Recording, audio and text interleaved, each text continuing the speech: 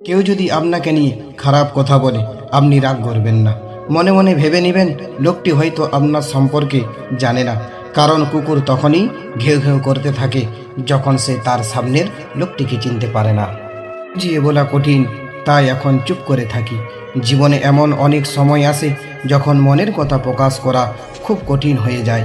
হয়তো কিছু অনুভূতি এতটাই গভীর যে সেই শব্দগুলো প্রকাশ করা যায় না, কিন্তু কিছুটা অভিজ্ঞতা এতটাই জটিল যে বোঝানোর জন্য যতই চেষ্টা করা হোক না কেন শুনতে পাওয়া মানুষটি হয়তো কখনোই বুঝবে না। তাকদীর লেখা হয়েছে 3 দফায়। প্রথম দফায় আসমান জমিন সৃষ্টি করার 50,000 বৎসর আগে কিছু কিছু বিষয়ে দোয়া ও আমল দিয়ে যা পরিবর্তনের যোগ্য হয়।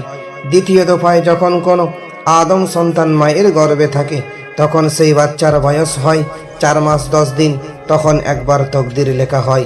তৃতীয় দফায় তকদির লেখা হয় লাইলাতুল কদরে। আমরা বেশি বেশি আমল ও দোয়ার মাধ্যমে আল্লাহর থেকে ভালো তকদিরের দোয়া করব ইনশাআল্লাহ। ফিলিস্তিনের কিছু আজব ও অবাক করা বিষয়, যেখানে চোখের জলে জন্ম হয় সাহসের। পাথর হাতে কিন্তু ইমান পাহাড়ের মতো সমান।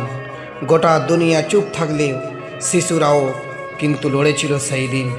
বোমার নিচেও আজান হয়েছিল, মাটি রক্তে ভেজানো হয়েছে, তবুও কিন্তু পবিত্র স্থান। 3 ধরনের ঘরে যে কোনো সময় আল্লাহর আজব নাজিল হতে পারে। মহান আল্লাহ রব্বুল আলামিন খুবই অপছন্দ করেন এই 3 ঘরকে।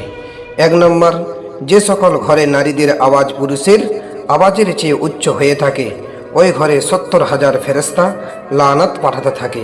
2 নম্বর, যে ঘরে কারো হকের মারা টাকা জমা রয়েছে আর ওই টাকা দিয়ে সংসার চালানো হয়।